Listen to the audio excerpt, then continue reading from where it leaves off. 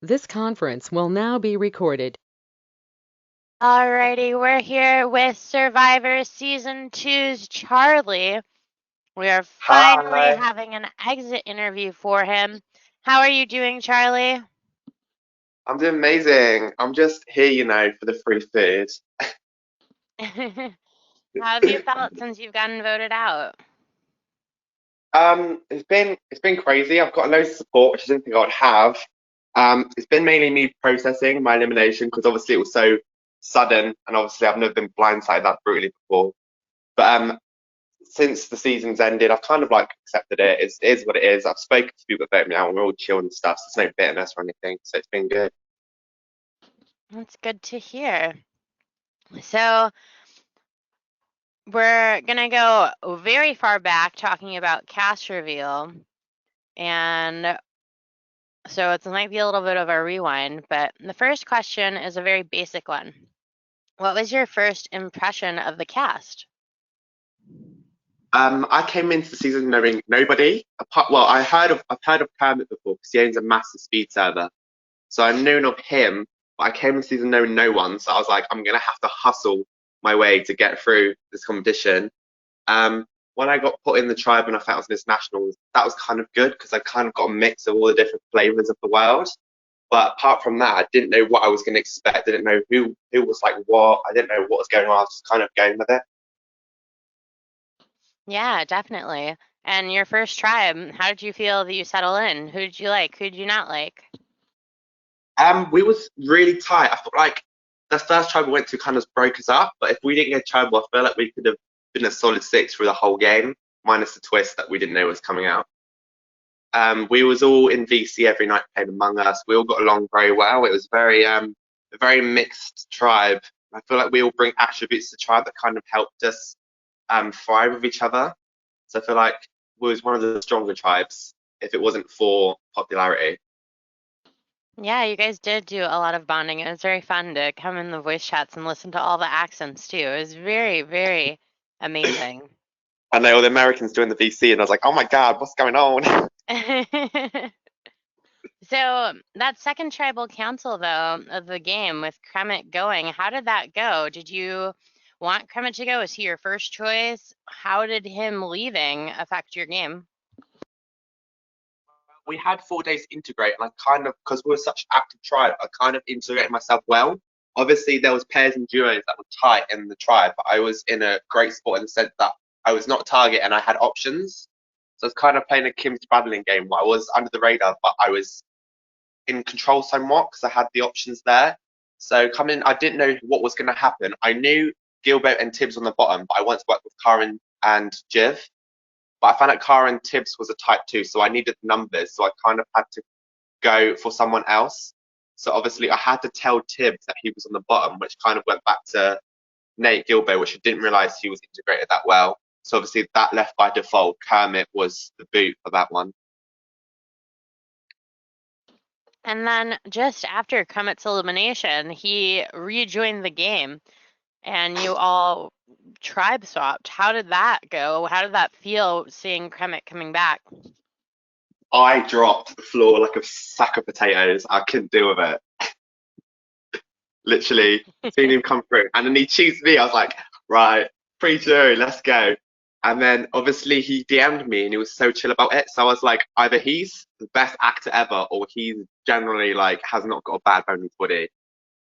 So he wants to work with me. I think my biggest regret was kind of leaning back into our international group, me and Jiv, because that kind of put a target in the back. Because I'm very outspoken, so obviously everyone kind of realised we was a clique. And then we pulled on Derek and A, and that I think that kind of sealed it for me because obviously they had people close to on their other tribe.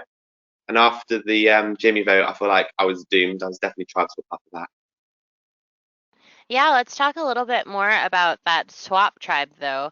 You were definitely close with the other people from original Haas tribe, but how do you feel about everyone else? Who is your original target?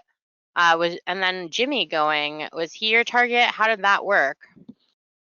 So after all the alliance were kind of drawn, I kind of felt like there was some people weaker in our tribe. For example, A and Derek and Jacob were kind of the weaker three in my eyes. I feel like they was kind of going to be in the middle of the situation. But I definitely saw Jimmy, Lindsay, and Dave were definitely going to be issues later in the line. So I kind of just wanted to play a different strategy going in, just cut off the heads of the snakes, ready for merge. But obviously, Jacob, the most under the radar Danny Boatwright threat I've ever seen in my life, came out of nowhere and actually pulled together some people. And obviously, because I was the outspoken one from the other side, I kind of got the backlash and voted out for that. Yeah, how did you feel about Jimmy going with the 20 sacrifices, though? Originally, it seemed that he was going to not tell everyone, but that didn't last for really long.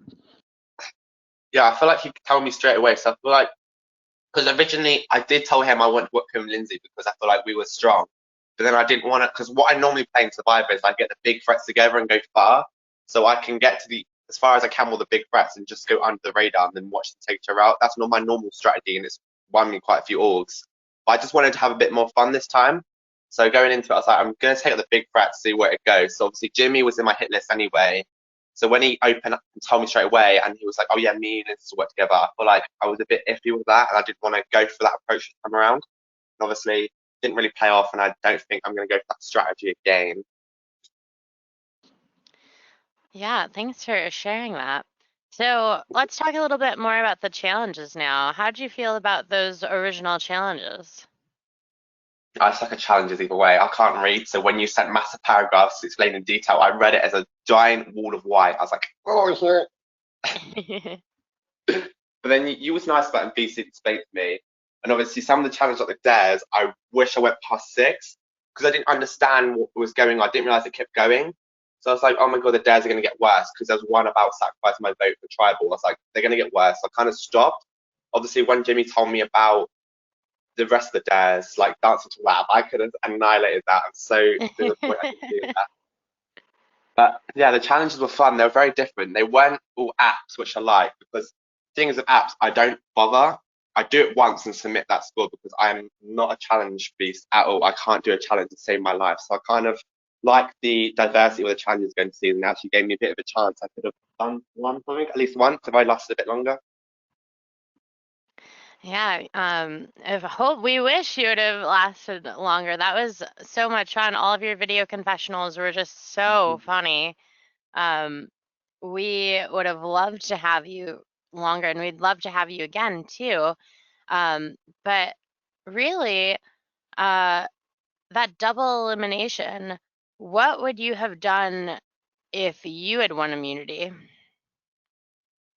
Well, I had the option to because Jacob offered me the immunity to go to the island, and I never, ever, I've never have, never will play with advantages. I'm a very old school social player in that sense. So obviously, he came to me. I knew the North Pole was going to be an advantage track, and I didn't really want to waste my time. I kind of wanted to be in the game, so I know what was going on. So obviously, offered to me, I turned it away because I didn't realize their strategy was getting from the nationals to take another one out. So obviously, I feel like I should regret not taking that because I could have actually lasted a bit longer and made it to merge. But obviously, I didn't realize what strategy and what was going on behind the scenes because everyone was kind of switching sides more towards the merge side of things at the end of pre-merge. So obviously, I didn't know what's going on. And when you gave that to Kermit, I knew something was up. Obviously, I was kind of in denial because I was in a goodish spot because obviously I had the lucky 5 alliance and 8 reassured me like he was in the middle and he was confident working for me. So I didn't even expect a million years I was going to get blindsided to that tribal.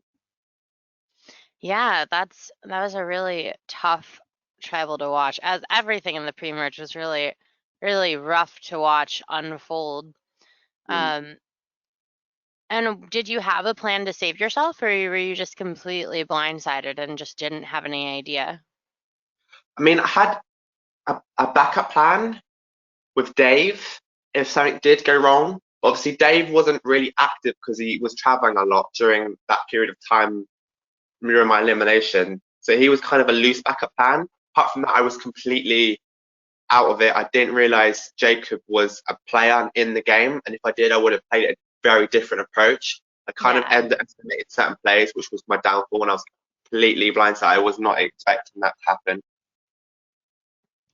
Yeah, that was tough. And then, of course, we have to talk about your final words, which are probably the best final words that anyone has ever uttered. What was your idea on that? So Drag Race, the TV show, released a casting video, and there was a song for that. And I was like, I need to do something with this song because if I'm going home, which I did, I was like, I need to do something. So obviously, I just played the song, just walked in front of the camera, just that was it. That was literally improv. I just did it off the spot. I was like, I need to do something iconic because obviously 16th place or pre-merge isn't very memorable because it has such a strong cast as well. I didn't want to kind of get outshadowed by other people. So I was like, I'm just going to press record, I'm just going to strut, see what happens. And that's literally how that creation came to be. That was amazing. So the only other questions I have, we talk a little bit about the Andy and Kremet return. How do you think your game would have gone had you been eliminated first and been in Kremet or Andy's position? How would you have played it differently? I feel like if I was voted out in nationals, it would have been a huge wake up call and it would have made me realize more that I was not reading things right because this cast was very wishy-washy in terms of how they was approaching things. So I didn't get reads as well as I thought I would. So if I got eliminated and come back, I would have probably been more under the radar and kind of looked at everything a bit differently. I think I wouldn't have stuck to internationals. I feel like I would have pushed towards being one of the bigger threats like I normally play if I was voted out. So I feel like I could have potentially made it to merge if I was voted out because that would have been a definitely like wake up call, like you need to change what you're doing. Yeah, definitely. So would you play in another one of Yale or my games?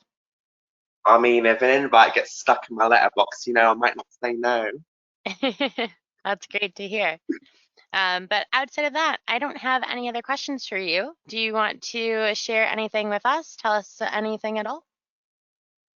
I have moved to Fiji, so every time there's a new Ponderosa, I'm going to be there just saying hi. No, thank you so much for having me on this interview. Alrighty, Charlie. Well, you have a great rest of your day. Thank you so much. Thank you.